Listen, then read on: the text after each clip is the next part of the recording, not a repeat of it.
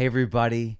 Thank you for being here. Thank you for caring about food, your soil, your future, your communities.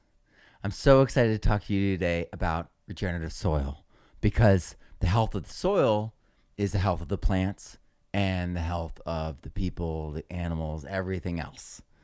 It's one loop, actually. And so everything organic, everything living returns to soil, and then those minerals, that organic matter is the source material, and for the plants to exchange within the economy of the soil. So this is very basic in some ways. This is very like foundational. And you may be like, well, I'm focused on tomatoes. Like I need my calcium and my, but this is the whole picture. This is all the cycles that go into it. The soil is the linchpin. And if you get it right, all that other stuff's easy. So let's get into it. What makes an old battery lose its charge? Have you ever thought about this? It's the differential. And sometimes they'll attach another source of electricity to it and shock it. And it'll actually strip that panel, and it'll have that differential again. Things get like coated and corroded. And so that's one of the ways to fix it. And so the differential is gone. Everything in life, in nature, is about differentials, differences. You need opposites, night and day, summer and winter, dry and wet. And the sky happens to be positively charged, and the earth is negatively charged. That's why we say we earth, getting those negative ions and all of that. It's because the earth is negatively charged. And so we want to keep these things that way. But unfortunately, oxygen has been in decline. And carbon, the organic matter of the soil, has also been in decline because of desertification and the way we've been doing ag. So when we till, we dry the soil out. When we till, we put oxygen in the soil. We oxidize the minerals, make them no longer available. The ones that stay in the soil are called oxides. And the ones that gas off are no longer available because they're no longer there. So we're driving things into regions where there's no longer availability. So this is a real thing. This is really important. The carbon loss of the soil is so easy to bring back, though. It's really important to understand that, we don't need to create machines or an economy or anything like that around this. We just got to bring back nature. We got to bring back the photosynthetic capacity of the earth. We got to bring back the plants, the forests, the grasslands, and so and the coastlines and the kelp forests. 90% have gone off the west coast, right? And so when we think about bare soil in our gardens, we see the Fenton reaction in action. And so you're losing the nitrogen. See it gassing off on the right? You're losing the carbon as CO2 on the right. And the pH is going up, the EH is going up. You're losing the energy of the soil. You're losing the moisture of the soil. You're losing the fertility of the soil. So this is why we want to use mulch. You want to cover your soils. You want to clad it. And you always want to be planting a cover crop. Always have photosynthesis going and feeding the microbes in the soil. Always be adding carbon in. You don't want to be tilling it up, right? So this is where all those things that people are talking about find their clarity when we actually look at the context. So it's oxidation of soil organics. And then they leave it bare, like in Nebraska and, in Iowa, they leave it bare. And they might even spray glyphosate on it if they do. There was a thing when I was saying no-till, Grant Schultz would get like, don't say that, Matt. No-till here means that like they just crimp the crops down after they harvest and then they spray it with glyphosate. And I was like, that's awful. And he's like, don't say that. And I'm like, well, they did that on purpose so that they would try to steal our words. So I'm not going to do that. I'm just going to say it like it is. we need to protect the microbes in the soil, protect the fertility in the soil by covering it with living plants or a mulch with no pesticides, no herbicides, no chemicals. It's large stretches of uniformity that they're leaving in their wake. And then they use pesticides, fungicides, insecticides to kill the soil life and destroy the soil structure. So does synthetic ag do that. And then it all goes into the waterways, right? And so a lot of people thought for a long time that nitrogen fertilization actually increased organic matter, but they figured out that, adding anything in a purified form that's part of the organic matter molecules will rip apart other things. So it's now well established that synthetic nitrogen, even though it's just a fertilizer, is also doing damage. They're draining the soil of life and energy. But we can fix that. Yeah, we can fix that. So water is also energy. pH is linked to humidity and soil moisture always. H2O, pH is measuring the hydrogen. It's the protons and the hydroxide. That's the two sides of things. Okay, so it's energy, protons, H+, but that's also the hydrogen cycle at work, which is also seated within the photosynthesis cycle and the water cycle. So, yeah, hydrolysis, right? So we have to remember that these things are all happening in real time. Plants are a key component of this. Without plants, our world wouldn't work. And so for every 1% of soil organic matter that we're increased, we have an additional 20,000 gallons of water per acre. And obviously, if your soil's better structured already, it actually is exponentially more water. It's not just like, this isn't a fixed rate, right? So if you already have more organic matter, adding more organic matter is not going to just add 20,000 gallons. And if you have more structure, it's not just like sand and organic matter. You get some clay in there, some rock dust to have more sophisticated structure. You're going to see even more water holding capacity. And if the paramagnetism is higher, the same thing. So it's very important to remember that these numbers that people have, that we've noticed, that we've tracked, they're either averages or anecdotal. And that means that you could go more. Yeah, that's what it means. Because they're either averages, right? So we flattened it, or it's anecdotal. It was this one time that Bob did this thing and whoa, right? So remember that. There's so much more potential. Have that hope. And, the reality is it's not subtle. Look at the world. The pH difference is a flipping of the switch. When we fix environments that are desertifying, when they're fixed, what happens? We brought beavers to that area in Nevada, and then the beavers made lakes and wetlands and restored the whole area. It doesn't once a part of the year, 2 months, it all desertifies again. No, it stays wet. That standing water stays throughout the year. Everything stays green. It's not going backwards for a little bit or to touch that or, it's done. It's shifted. That's what it's like. It's a clear shift. And we can do that with our soils. We can do that with our local environments. We can do that everywhere. It's a flip, not a gradual change. And that should give us hope as well. The differential is everything, though. And so it's all electrical. It all has polarity, and it powers all life. The more acidity, the more energy. So let's energize our soils. Let's do it. Bring the fertility back and hold more water. But wait, who am I? I'm Matt Powers. I was a ski racer in New England. I became a professional musician. I was touring all over America, playing with all sorts of people. I met my wife. But my wife, when we got married, just 2 years in, when we had our first boy, got cancer. And it changed everything. And she continued to have cancer. And so we moved so that she could recover with her folks. And I began subbing in Fresno so that I could be home more. And then I became a teacher so that I could get the health care. And Oliver arrived, our sweet boy, and I became a quirky teacher. Actually, I started mixing in permaculture and seeds and gardening. Started doing things that were impossible, like this Peruvian corn that wasn't adapted to North America. I did it without realizing it was impossible.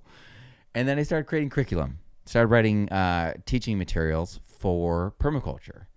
And this is all Throso. This is my first garden.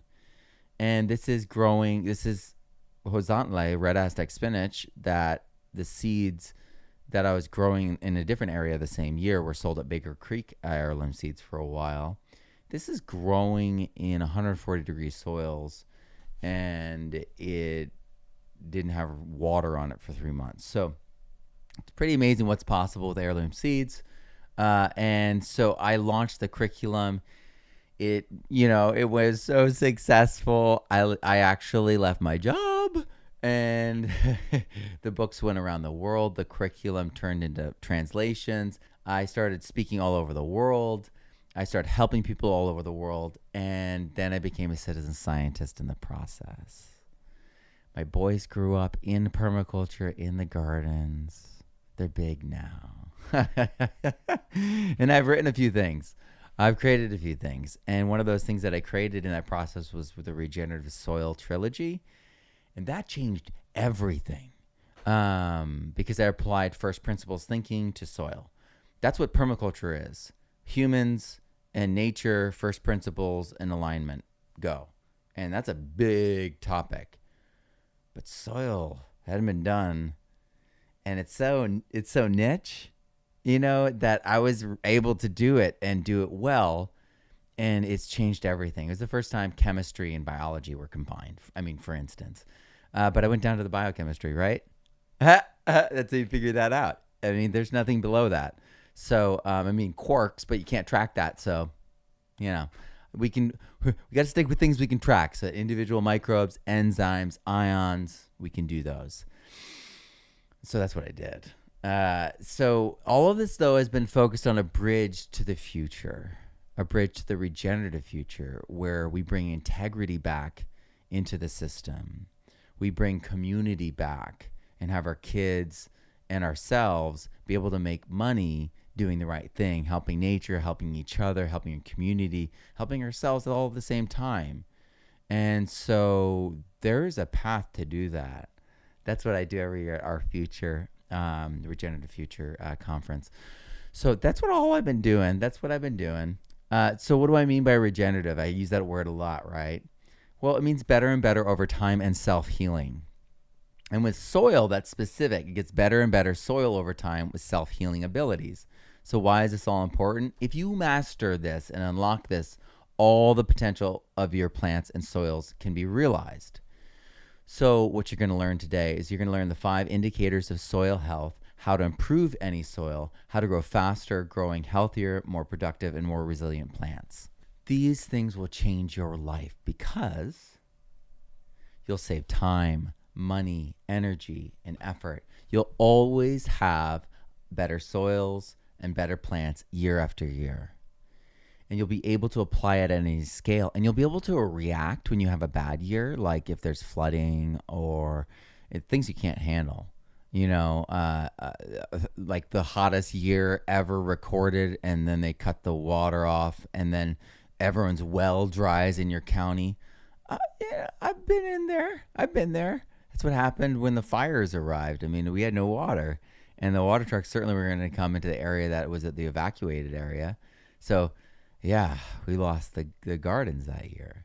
So it's there are things that happen, and so we have to be able to react. We have to be able to respond and bounce back in those situations too. And that's what this all does as well. So I just want you to know you can make this happen. This is possible for you. My story.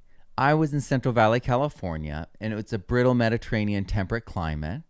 And this is where the forest fires were. This is where the landscape's denuded. And you can see where the bark beetle are turning things orange. There's a little bit of green, and then it's bald on both sides where the fires were. This is what's going in California. They're stripping all the water off from the tights and piping it out. So all the catchment areas are drained.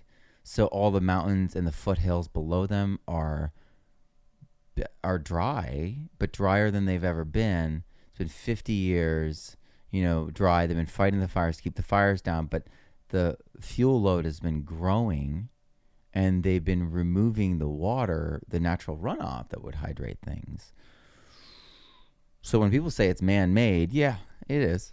And so decomposed granite, we had this crazy decomposed granite, and everyone thought I was like crazy for growing in it. And so it's all oxidized, all alkaline. And yes, it is 140 degrees. So it's Sierra Nevadas, the water. It had water. It was the wetland. When your grandparents were around, it flooded all the way up to Sacramento. Come on, people. You know this. Our elders know the way the world was. This is manufactured. What they are doing with the fires and the dryness and the drought. Look, Tulare Lake, the largest body of water west of the Mississippi. They put all these crazy dams in and then piped it. And then they use turbines in the pipes and then sell the people back the stolen water, generated energy. Pretty rough. So I had to flee. But that's later in the story. We got the fires came, we got evacuated. And then when we came back, we decided to leave. But this is way before that. This is when I started out.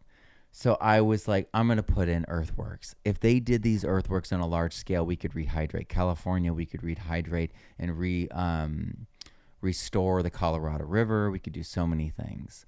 The world is really fixable, like entirely. Permaculture and regenerative soil concepts will fix all of that.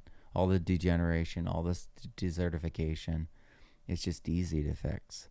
So this is one of those things. You put earthworks on contour and it stops the water because it's flat. So these trenches stop the water, and I was able to catch way more water and store way more water. And I was also using mulch, and mulch in that 140 degree soils lowers it with watering. With watering, it only lowers it like 15 degrees, 15, 20 degrees. With watering and mulch, it's like 65, 70 degrees. I know. It's nuts. Mulch is amazing. And high albedo mulch, notice that the mulch is white. I mean, it's straw, right? Pea straw. It's going to reflect more, like, right? Dark stuff would collect energy. And so you can see the progress. My boys were so young. I just had them in the room with me. They're so big now. And yeah, we're literally chopping and dropping the weedy grasses. And it turned into that crazy, unbelievable food forest. The grasses give up. We have to recognize that we have to do some weeding, but a lot of it can be chop and drop. You can be using it as mulch. So this is the success. This is my first garden, the permaculture garden, and you can see the ground turning black with carbon below, seeping down. So you can see the whitish, right? The amaranth, the giant amaranth video on YouTube, I think it's still my best video that on there, best performing. This it's crazy. I mean, it's like Horton Hears a Who kind of like phantasmagorical.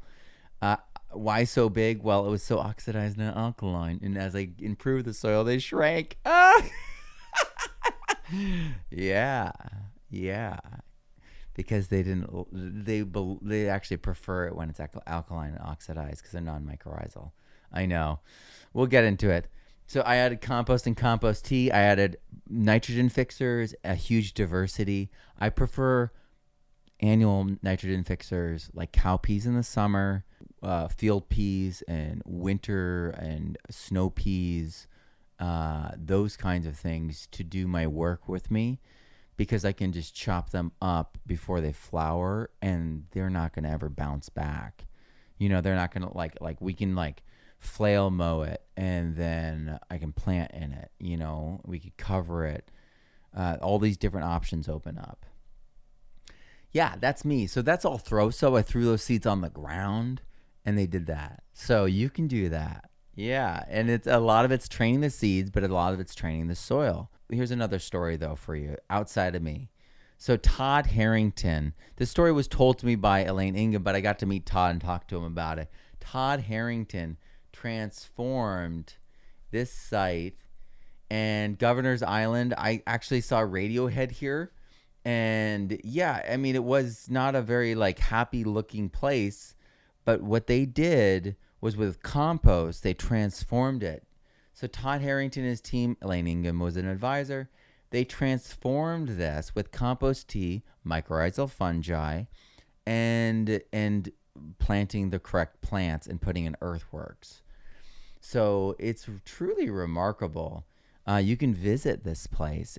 It's amazing. It's now a native forest, and it was compost and mycorrhizae, and it turned into a glamping site. What's even weirder is that Elaine Ingham, my original soil mentor years and years ago, I started working with her originally 10 years ago. Oh my gosh. And my best man, who I learned to was babies with in the cribs next to each other. Our mom's eating lunch while the boys are skiing. And then when we were old enough, we learned to ski when we were 2 years old together. He's a little older than me, so he's always rubbing that in. But Fleet Pete, Matt in the Hat, that's what we were. We were kids together, always ski racing together. And he's my best man at my wedding. And he owns that glamping company that used that site. Crazy, right? So it's a small world after all. All right, another story for you. Terra pretta. So 10,000 years ago in the Amazon, there was an ancient corn called teosinte. It was wild. Not like that wild. No, not like wild tasting. Actually, like this one. Like wild as in oh, is that edible? But they were making beer with it. So it wasn't really about was it edible eating on the cob? They were making beer with it. So, and they were doing them over pits. So these pits had these clay giant bowls above them. And this wasn't hard fired clay, so that it broke sometimes. So they were making corn beer, and they made Terra pretta. Yes, these were compost related corn beer parties. Can you do this? Yes, you can. But you need it to be the pits below the beer that you're simmering. Grandma needs to spit in them, taste the beer, and then spit in the beer. And then the beer needs to sometimes break into the fire pit below and turn it all into biochar immediately. And then you turn that into the compost heap and then the latrine. You have lab. You have yeast. Maybe you have purple and silver bacteria in there too. Because the plants in the compost heap, right. It's one of the most common endophytes on Earth. So we've got Terra pretta grown. All right. But you got a fishbone meal in there too, something like that. You got to bring in all those elements. It has to be latrine, all those elements. We've got, and then you have to cap it and leave it. Then you got Terra pretta, right? So I also do 5 cousins. I'm doing 6 cousins now with sunflowers, and maybe 7 cousins if you include the pigeon peas as the anchor. I'm getting crazy. So I do 5 cousins, sheet composting with biochar and EM to imitate that. So EM is effective microbes. It's yeast, lactic acid, bacteria, lab, like I just mentioned, and purple non-silver bacteria that I just mentioned. So this is what it's like where the forest fires are. You're like, oh, there's char there. There's some soil. Yeah, but look how it's this ashen layer. Look how there's just this solid clay below it. And look how it breaks down there. As reference, this is where I did that chop and drop sheet mulching with those cover crops and EM and biochar to imitate Terra pretta, but DIY. It's pretty amazing. The color is gorgeous.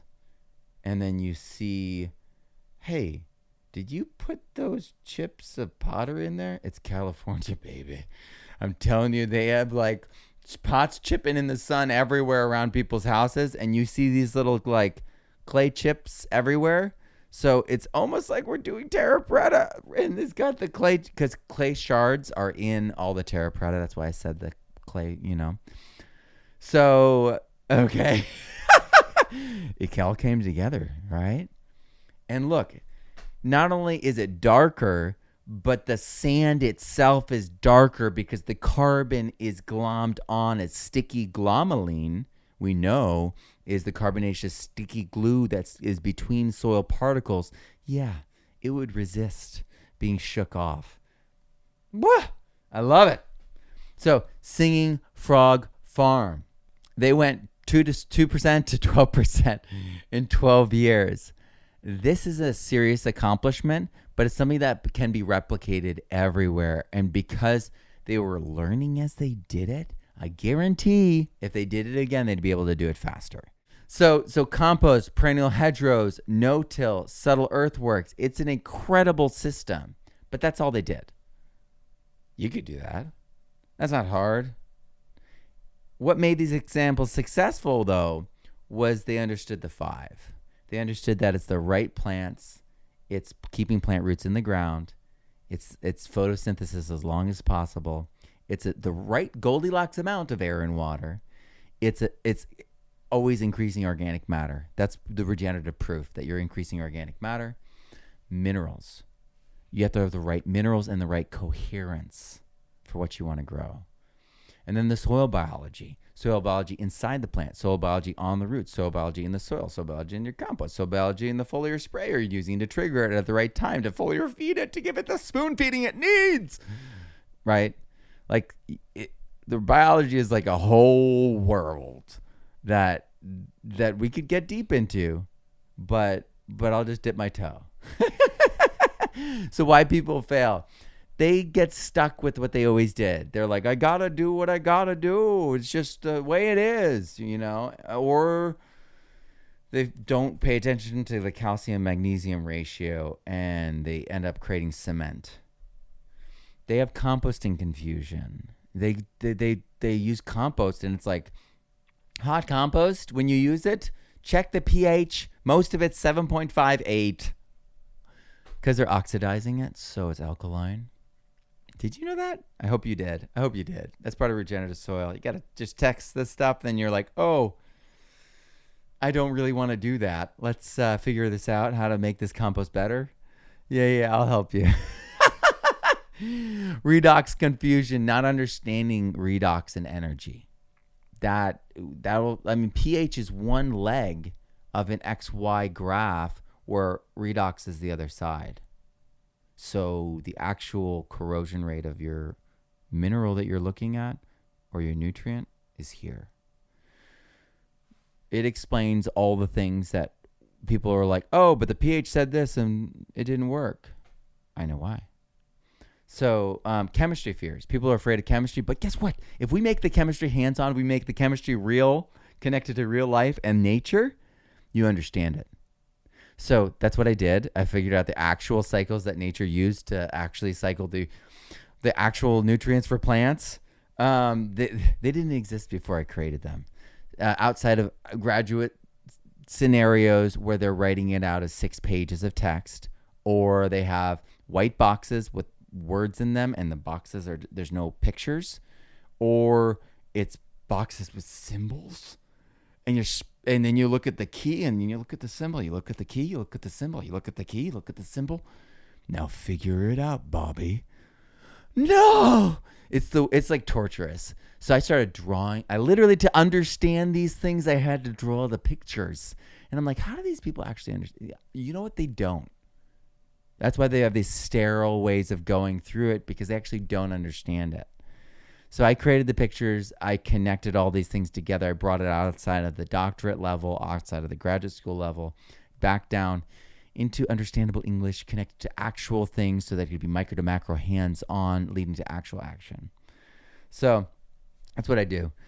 Microscope Envy, if you're jealous, I can help you. Check out my stuff. I'll just email me. I'll get you set straight. You're not going to fail. Just know that. I have people doubling their harvest with the stuff I teach. So let's dig a little deeper. So the air is made out of this, right? Well, life is made out of that. It's the same stuff. Carbon, oxygen, hydrogen, nitrogen, that's in the air. That's what organic matter in all life is based off of. Organic molecules, right? That's what they mean. So the carbon cycle, right? We know that. Well, we should know this one, right? So we understand the actual context. We need the photosynthetic CO2 to arrive in enough quantity every season. That's why fungi is still the leader in releasing CO2. So this whole idea, bringing back the soils, we're going to bring back, you got to bring back all the photosynthesis and have it happen in situ. Changes everything. And then we have to understand the oxygen. We have to understand oxygen has been in steady decline for over 100 years because of what we're doing. We're killing the photosynthetic capacity of the earth. But we can bring it back. And a huge part of it is fixing the soil so the plants are hardy. The plants are naturally resilient if they have their whole microbiological partnership, series of partnerships in place. Mycorrhizal fungi needs to be on the roots of plants. They evolved with it, and the fact that we don't do it and we don't have it, that's the reason why most of the plants are sick and failing. The hydrogen cycle. We need to understand our water cycles better. That's how we conserve water. We need to understand the nitrogen cycle. All these things. Plant photosynthesis, plant roots. We need to go down to the actual cycles. We need to understand that we are actually building in energy, and the energy is stored in the organic matter. Forgive me, I spend 20 weeks on all this information, so I'm trying to condense. There's a book on it, there's a whole 20-week course on it. Just keep that in mind. That's why I'm moving so fast. So the soil minerals. There's so many minerals, and some of them are so key. Molybdenum, it's needed for nitrogen fixation. You don't fix nitrogen without molybdenum. So how important is that? Well, you just did your cover crop. You did the nitrogen fixing bacteria all over it. You spent a lot of money. Is there molybdenum levels at proper levels? I don't know. I didn't test. Yeah, let's test. Let's do it. Soil mineral deficiencies and antagonisms are often the limiting factor when everything else is taken care of. You're like, I got to grade everything. What's going on? You got to dive into some chemistry. You got to figure out the antagonism. You got to figure out that, cobalt is the centerpiece of B12 in all life. Even the microbes need it. And there are places that are deficient in this. And I know people say all soils have everything. That's not true. People say you got to go to the original source material for that and read what the actual reports said. I have a whole talk on it on YouTube. You can check it out. Soil organic matter. Carbon is soil organic matter. And so it's all those things that were in the air, right? So it's the backbone for all of that. It's the majority of all of that in organic matter. It's majority carbon. So biochar boosts it all up and it's a magnet. So it holds organic matter. It holds nutrients. It holds water. It holds life. So add that biochar. And organic matter buffers all the other minerals. So you have an antagonism, you put in compost, and suddenly the antagonism dissipates. They're still at the same levels, and you're like, has it bound it up? No, your plants are still accessing it. It's buffered it. Soil biology. So the soil food web. Most people have learned the soil food web way of thinking, where you are leasing the nutrients that bacteria and fungi hold when the protozoa and nematodes feed upon them and release them in their manures or die. That's slow. You got to wait around for that kind of stuff. The reality is plants are like carnivorous, is a way to put it. Their roots are seeking out and then using exudation to call in and then grow microbes that they then suck in and then oxidize to release their energy. They use the redox, right? And then some of them reform their cell walls and get spit out the root hairs. And in fact, the ethylene that they form as the endophytes who go through this process release ethylene, that ethylene is the only reason that you have root hairs. So root hair growth is caused by rhizophagy cycle reactions. It's stimulated by the microbes and the endophytes. So yeah, this is the real purpose of compost tea. And so photosynthesis, we got to feed those microbes in there. We got to recognize that it's the electrons from it, it's the exudation from it that's feeding the soil food web. And then also we have to recognize mycorrhizal fungi. And the other partnerships in the roots, the other, like the nodule forming partnerships, the rhizobia and rhizobium is what we mostly use, but there's a whole family of rhizobia. And then the plant anatomy, inside the phloem, there's microbes that flow in. And so we could be adding biostimulants, biofertilizers, biocontrol to protect things, buffers, and filters. That's what the things do in your root. They buffer and filter. So the soil biology also has the greatest effect on pH and EH. So if you want to get your soils into that Goldilocks region, partner with life. Here's some saprophytic fungi for you. That's rhizophagy in real life. That's the end. That's the root hair pumping out those expelled bacteria. And then we can see spores. We can see things breaking down. We can see the microbes, teeny little dots in the dark field. Woo! Look at that. What you are looking at here is compost from Pacific biochar. Under the microscope at 400 times magnification. You can see the full video on YouTube. It's important to recognize that we know so little about this space.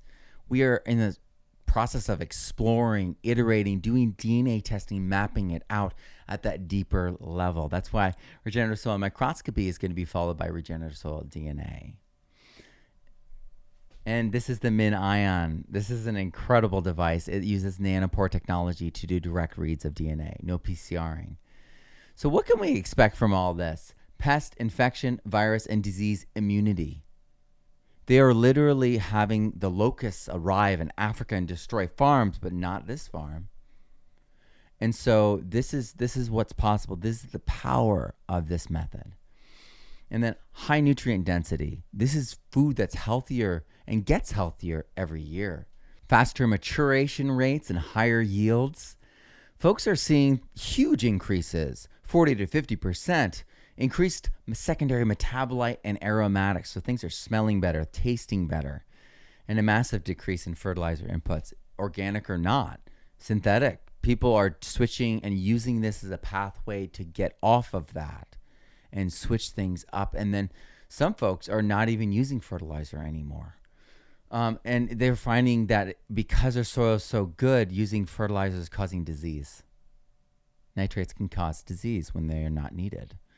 And so they are literally being forced not to use the synthetics by the soil. And it's less work over time, and it's more enjoyable, it's more safe, it's giving back to the earth in so many different ways so that the earth can give back to us at a higher level. So it's just these 5. So what if your soil improved every single season, year after year? That's what regenerative soil is. I've got a 20-week online program. Feel free to check it out. I also have a book. So the permaculturestudent.com has that book available right now. You can get a copy directly from me.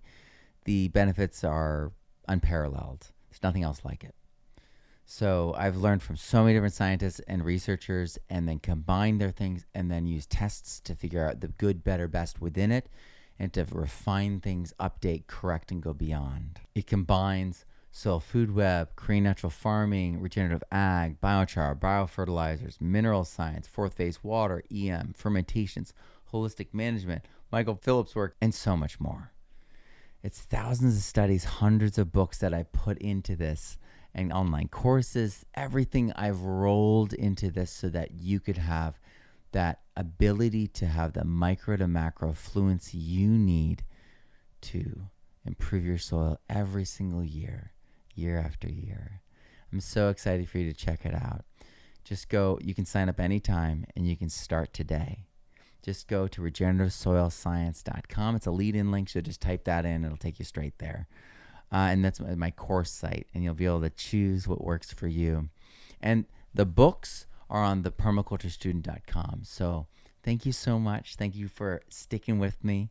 Thank you for checking all that. I know that seems like so much information, but actually when we stepwise it out, when we layer it out piece by piece, line by line, it is understandable. And when you gain influency, there's an epiphany and everything starts to be actionable. I'm Matt Powers. Grow abundantly, learn daily, and live regeneratively. And I'll see you all soon. Thank you for being here. All right.